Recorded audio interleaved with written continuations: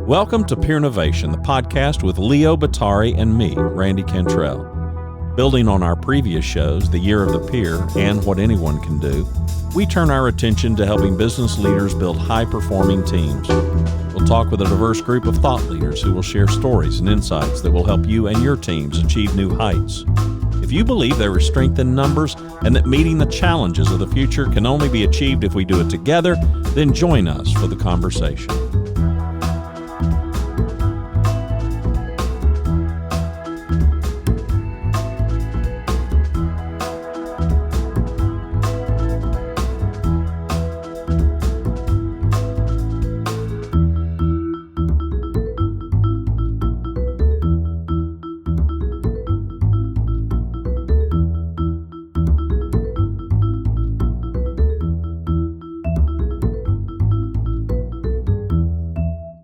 Welcome back to another episode of Peer Innovation, the podcast.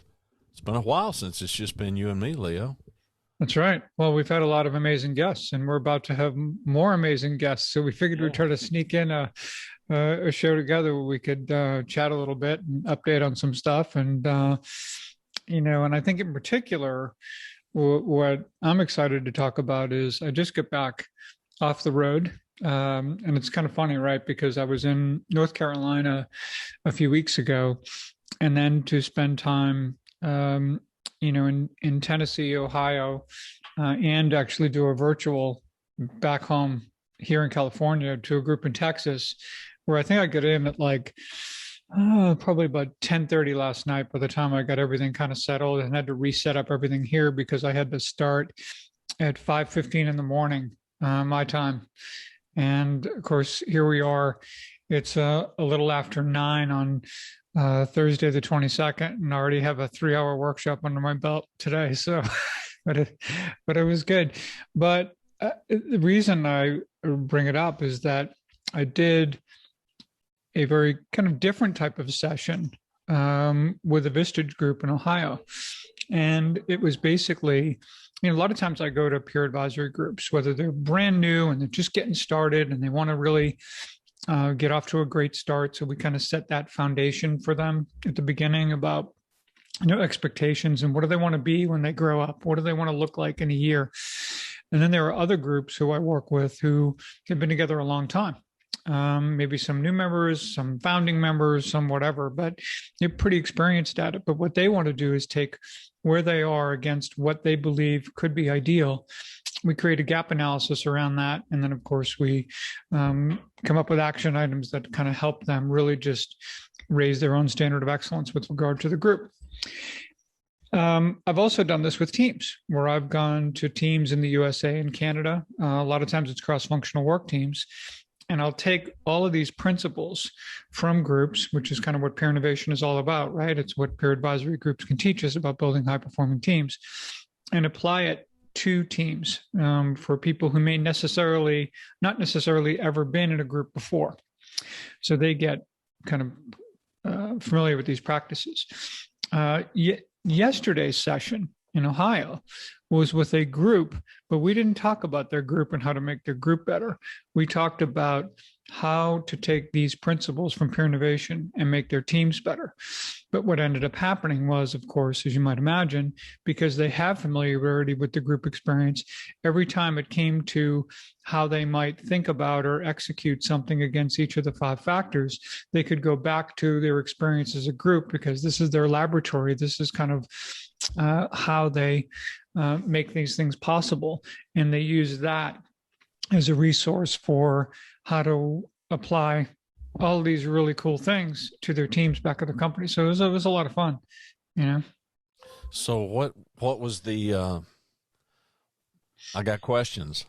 What was the genesis of, I know you and I have talked about this and both of us out here in the real world, clearly seeing the need for internal teams to take the whole peer advantage thing and bring it inside their company.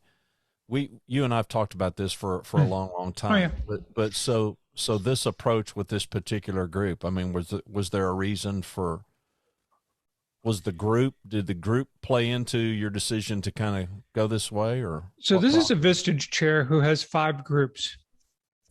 I visited his 5 groups a few years ago, and we did the whole group thing.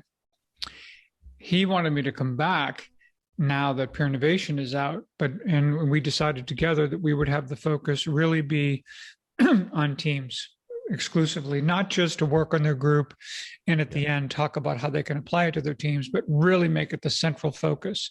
Was all about how everything functions work. How do they decide who the right people are?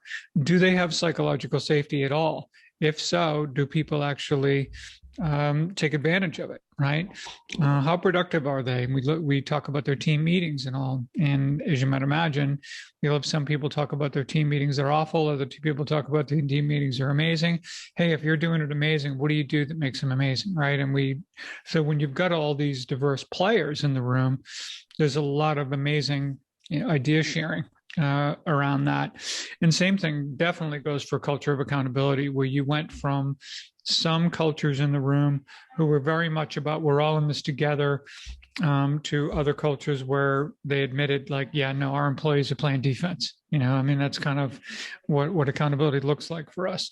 And then on the leadership front, it was basically challenging them in 2 ways, because this happened to be a key executive group. So these are people that may enjoy a VP or director level role or something in their company. So they have people that report to them, and they report to people also. So asking them the very simple question, what is one thing you believe your team would ask of you that you could do to support their success even more than you are right now? And conversely, what would be something you would ask of the person you report to that they could do to help support your success also? So, again, just really good conversations. You can take advantage of the fact that instead of everyone all being from the same organization, you've got everyone all from being different organizations. You can facilitate breakout conversations among people from different companies where they share all of these things. And it was actually quite remarkable what they were able to do. What were I'm assuming there were probably many, but what were some of the big aha moments that it was clear that really resonated with the group, where they thought, okay, we really know we can jump on that and take advantage of that? Well, a few things. And one of them, of course, is they were all sharing in the idea that they all had, the similar challenge to deal with regard to COVID, right? With remote teams and all that kind of stuff. And that was, I think, really enlightening. In fact, there was a particular story that came up that was interesting, and that was someone who was the leader of the team basically working from home. But because of the nature of the work the team did, they had to be on site.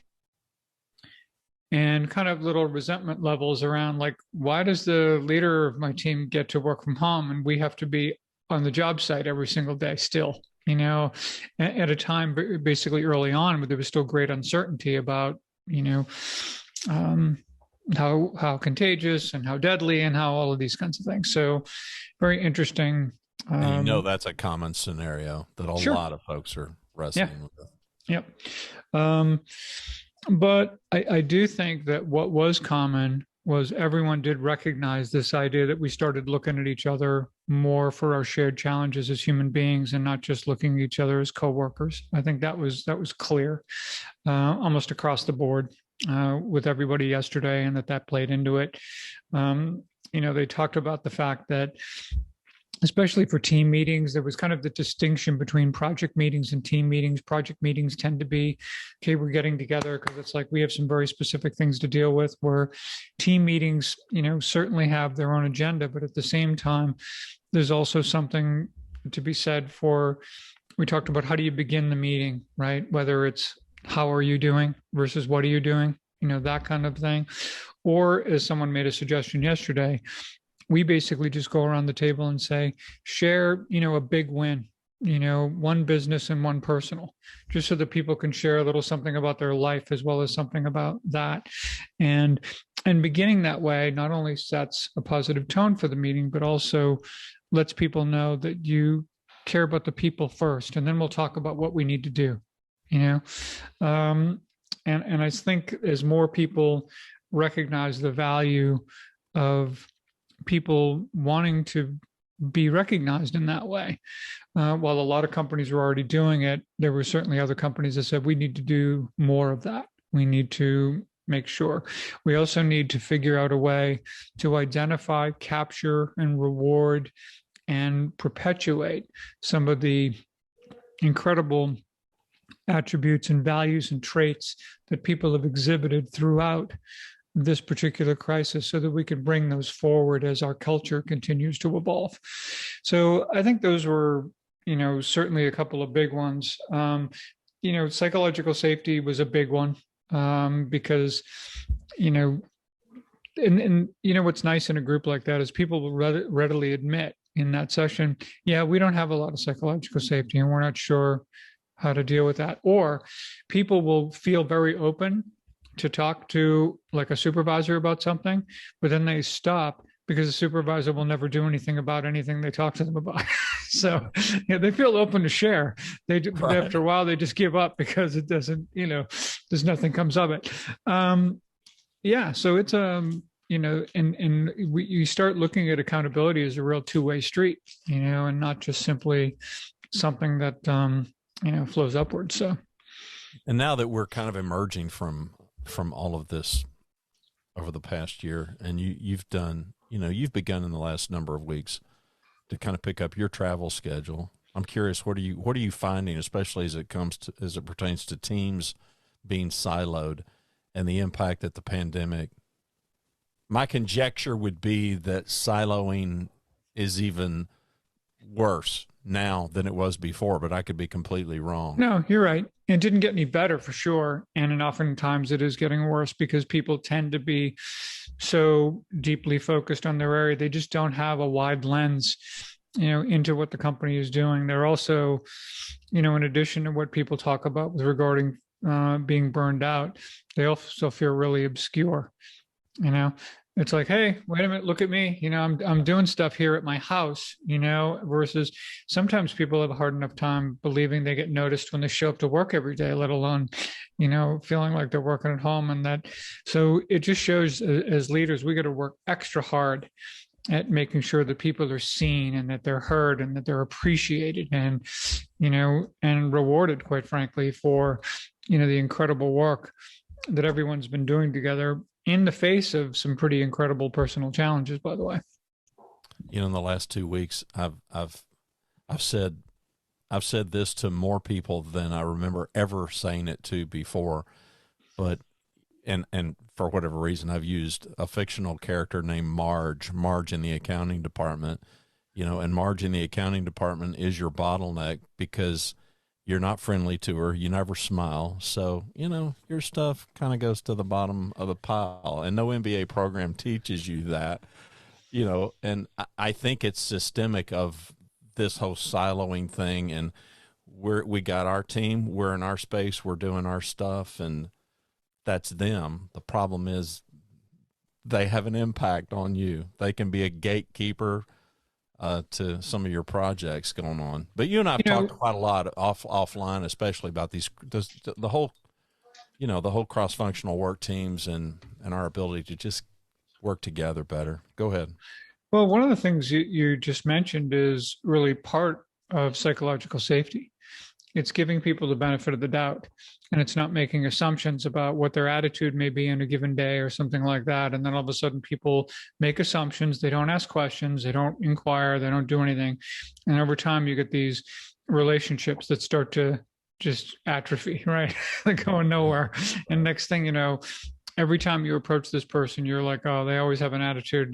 No, maybe just, they have something going on in their life that if you ever heard that story, you'd be like, oh, got it. Sorry, right. But we don't. And it is that kind of untold story piece, but giving the benefit of the doubt to people in the workplace, recognizing that everyone's got a lot going on and we're all doing our best, and sometimes we'll come across and, we can put on that smile and do what we need to do because it's important to the people we're engaging with. And other times it can be more difficult, and understandably so. And So, I think the other thing that came up yesterday, since you mentioned about cross-functional work teams, was the importance and the value of when you're a member of a cross-functional work team, right? So I'm sitting around the table. Let's say I'm in marketing and somebody's in sales and finance and legal and HR, and you just kind of go around the table.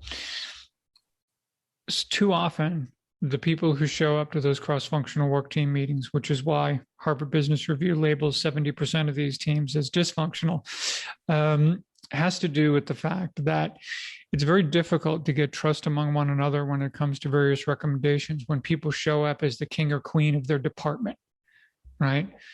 I'm there to protect my people, to protect my budget, to protect whatever initiative that I want to push forward next year. And if everyone around the table has that particular agenda, how can you possibly be a CEO who is trusting that people are doing and making recommendations that are best for the enterprise? This is why CEOs have to be part of peer groups, because they can't sort that out oftentimes in their own. I mean, they clearly can and should be part of peer groups anyway. But the point is that you need that cross-functional work team to walk into a room like that, and they leave that leader of their department hat right outside, and they bring their, what can I do for the enterprise given and my lens, which is marketing or HR or sales or finance or whatever, not that I'm taking ownership of the department in a way where I'm protecting my assets, resources, and initiatives. And if you can get people to actually work together that way, recognizing sometimes you're going to take a hit this year. You're not going to get to do exactly what you thought you were going to get to do. Maybe resources are going to be put in another area. Well, that can and probably will shift over time.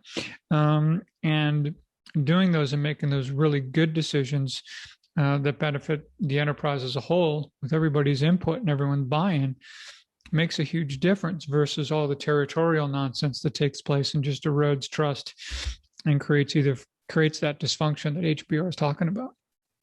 Well, and the leadership to step out and be the first in your cross-functional work team to do that, it takes a tremendous amount of courage. I mean, I have encouraged a number of people, that there's a space that I serve, and many of them are in the throes of budget right now, of budget preparation, and don't want to lose dollars that they had on the table going into the year. Certainly don't want to lose them next year. But to your point, but everybody in the room is like this, right? I mean, they're all wrapped in their own little blanket of whatever comfort and success that they want, and to let go of that is really, really difficult. Are you finding now that you're getting out and about and traveling more, and you were doing a stuff virtually, but I know that there's a difference, when you're physically there in the room. Are you finding that is there one factor that's kind of bubbling to the surface, especially now that we're kind of emerging from this pandemic, that you're finding is particularly challenging for people, or not? I think the challenging part is the what's next and how do we transition to that. I think for a lot of organizations, they're not feeling like, we're not going to stay totally remote. That's not going to be the way we'll do things, but we've got to do something that keeps people together, allows us to grow, allows us to build a culture.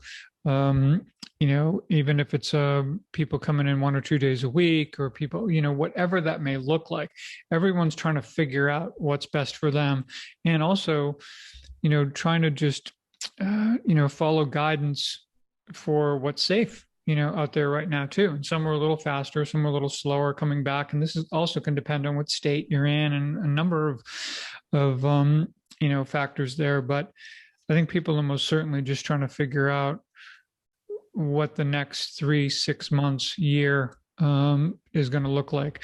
There's no question in my mind that now that I'm going to more and more, and it hasn't been to a lot quite yet. I'm still obviously doing a lot of virtual But when I do go to meetings, it's surprising how the number of people, and it really shows the efficacy of this effort over the past, many months now, of people either having been fully vaccinated or have one shot of the vaccine. And you can tell even though people are masking and all of that to a certain level, but once they get in the meeting room, the masks are off, and now they're, everyone's socially distancing, and they're trying to practice that as best they can. But by and large, you can definitely feel a kind of a bit of a loosening of that environment and people welcoming that.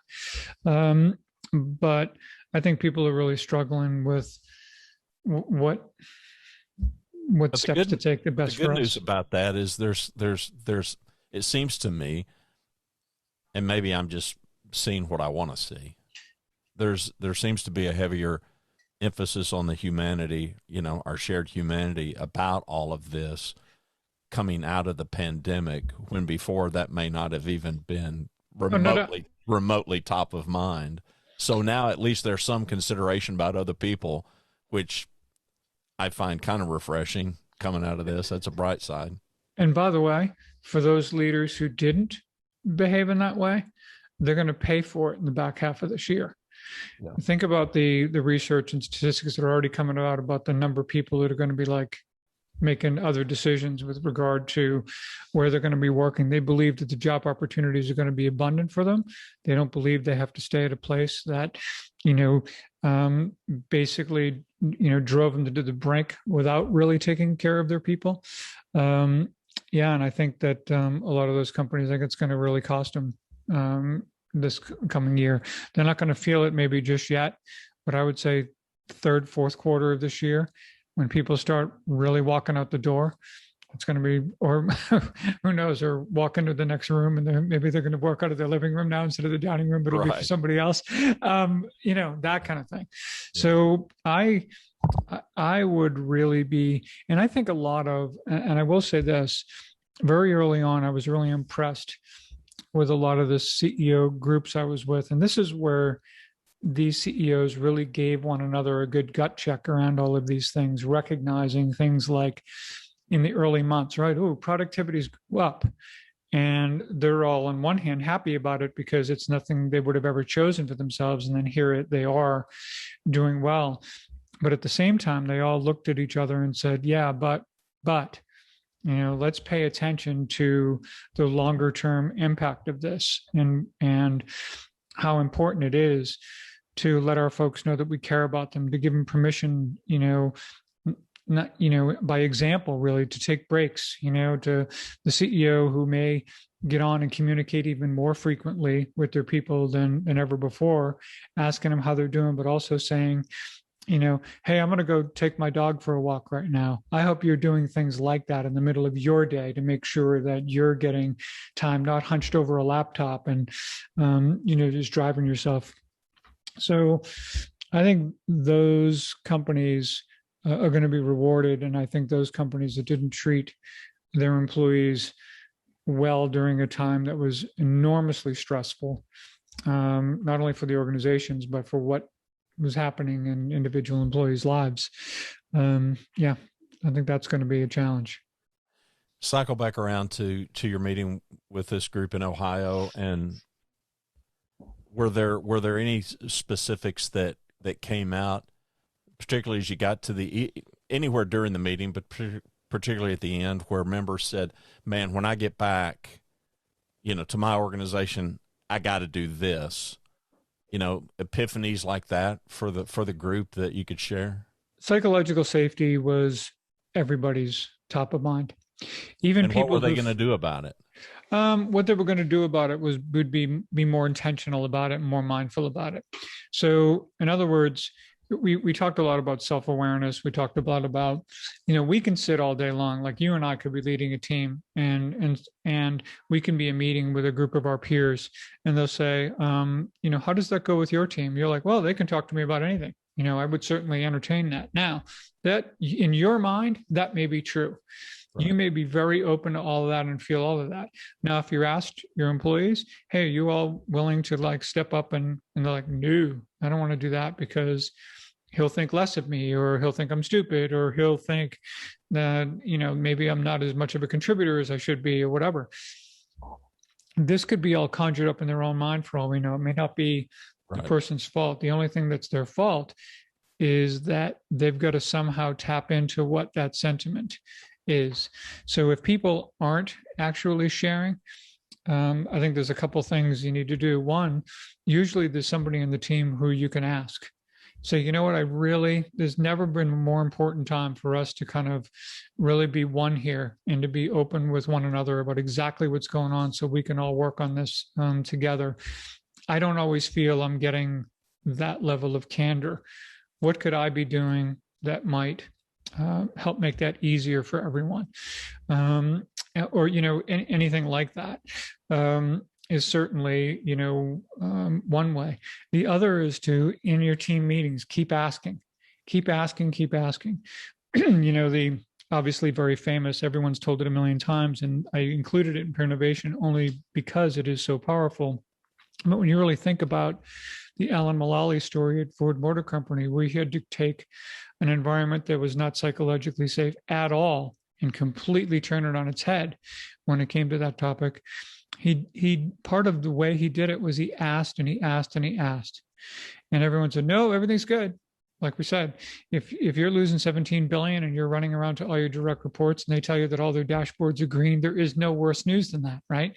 So you've got to have people tell you what's going on, because only when you know what's going on can you work together and do it. This is why this leadership model that I talk about all the time with the triad becomes so important. It's the difference between the leader being, again, a part from the team and looking at them and evaluating, judging, and looking for the throat to choke, as a lot of people, that's how they frame accountability, versus we're all in this together, and for us to really operate as a team, that's a very different ballgame. And I think if you can, this is why that simple model not only drives the possibility that you can get psychological safety in an important way, but also that you can create a culture of accountability that doesn't make people feel like they're playing defense. And as we know from groups, psychological safety and accountability, they go hand in hand in terms of how they work together. So, I think psychological safety by far was the big one. I would say accountability was next, but again, for the very reasons that I'm talking about, right? Because they're so incredibly linked. And then I think too, for the people in that room, they were being really reflective and they were thinking about, what could I be doing more to serve my team? And by the way, in their situation, what could I be asking of my leaders so that we have clarity about expectations here? Because it's very likely that what you're looking for, your person who you report to is more than happy to kind of, give you that little extra support.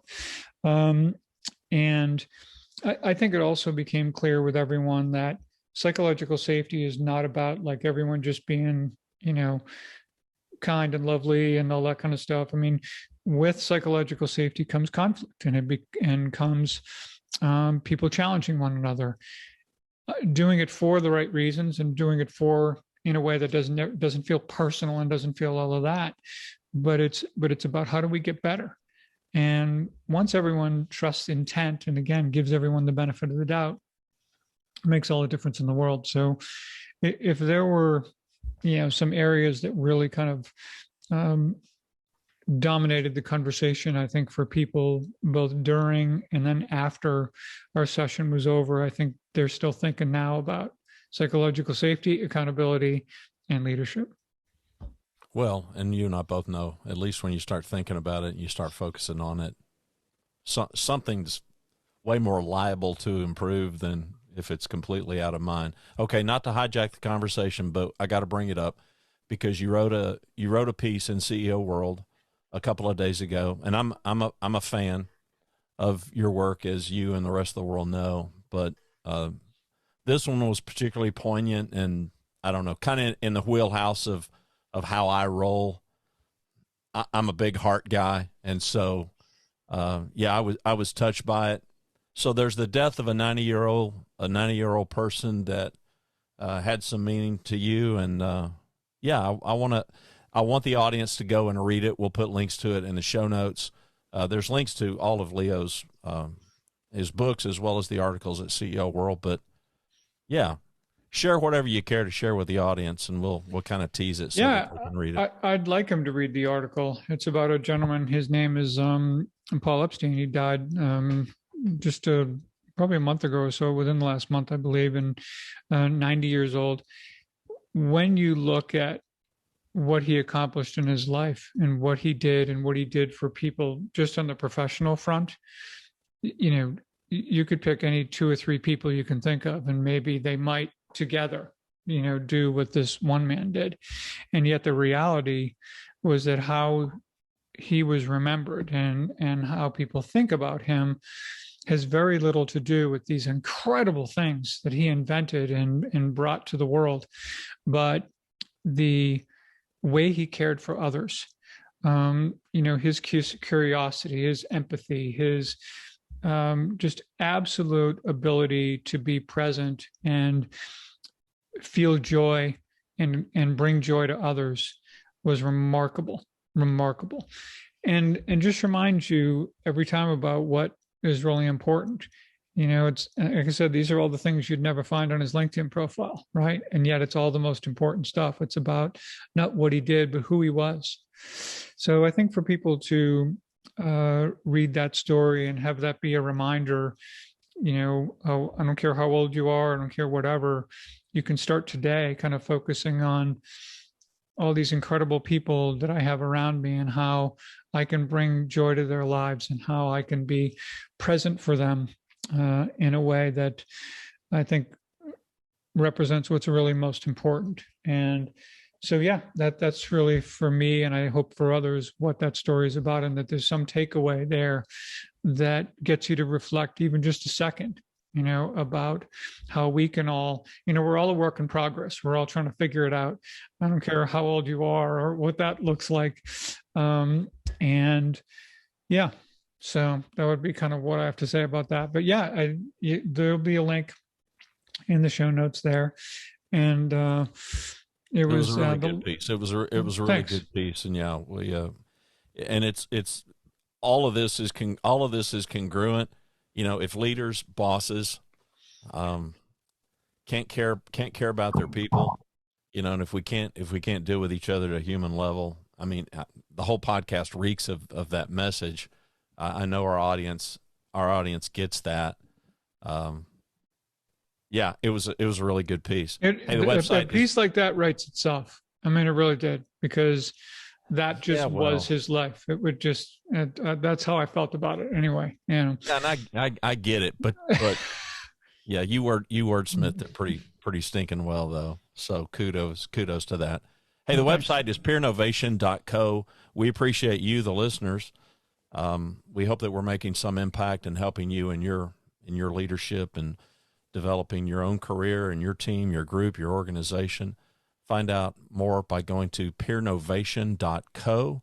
That's peernovation.co. You can also go to his name, Leo Bottary. That's LeoBottary.com.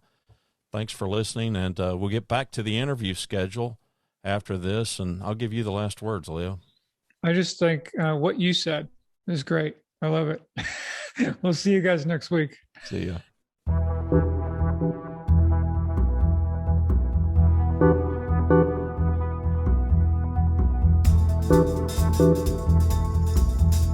Thank you for joining us. To subscribe to the podcast and learn more about how you can engage Peernovation for your organization, contact us on the website at peernovation.co. Till next week, remember, the power of we begins with you.